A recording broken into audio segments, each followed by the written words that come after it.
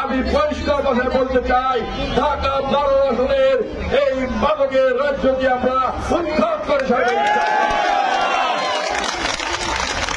এই স্বরাষ্ট্রমন্ত্রী এবং তার পুত্র তার সন্ত্রাসীরা এই ঢাকা 12 আসনে একটি চাঁদাবাজের রাজ্য করে তুলেছিলেন।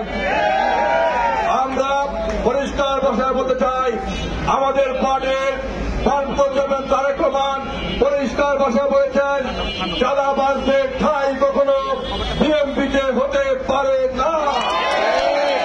চাঁদাবাজদের কোন রাজনৈতিক পরিচয় হতে পারে না, পরিচয় একটাই, চাঁদাবাজ। কোন পরিচয় নেই। এই চাঁদাবাজদের আল্লাহ পাক যদি বিএনপিকে ক্ষমতায় আসার সুযোগ দেয় এবং জনগণের সেবা করার সুযোগ দেয়, এই 12 আসন থেকে সমস্ত চাঁদাবাজদের আমরা বিজেত করবই করবো ইনশাআল্লাহ।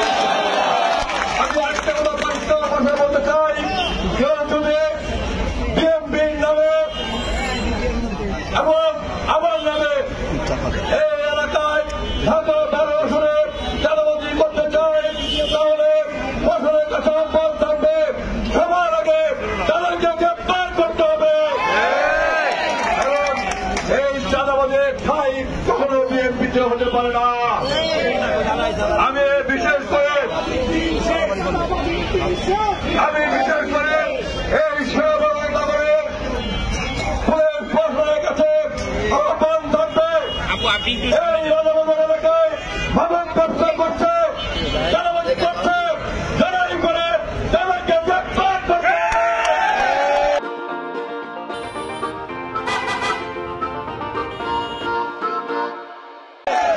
যদি কোন বিএনপি নেতাকর্মীরা মাদকের ব্যবসা করে, তাদের ব্যবসা চাঁদাবাজি করে, তাহলে সবার আগে ওই বিএনপি নেতাদেরকে গ্রেপ্তার করতে হবে।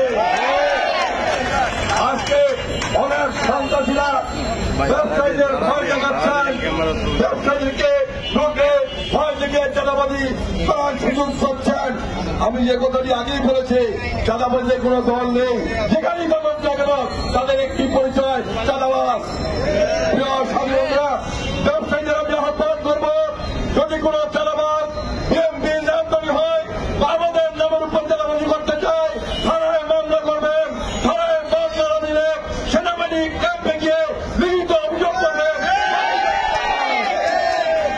সাথী বন্ধুরা, চাঁদাবাজদের এই এলাকা থেকে উৎখাত করতেই হবে ইনশাআল্লাহ।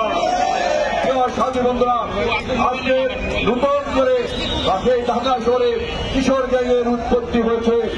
আমি পরিষ্কার ভাষায় বলতে চাই, এই ঢাকা শহরে এবং ঢাকা 12 আসনে আমরা আল্লাহ পাক যদি বিএনপিকে ক্ষমতায় আসার সুযোগ দেয়, আল্লাহ পাক যদি এই 12 আসনে আমাকে কবুল করায়, আমি বলতে পারি কিশোর গ্যাংয়ের চিহ্ন এই ঢাকা 12তে আমরা রাখবো না ইনশাআল্লাহ।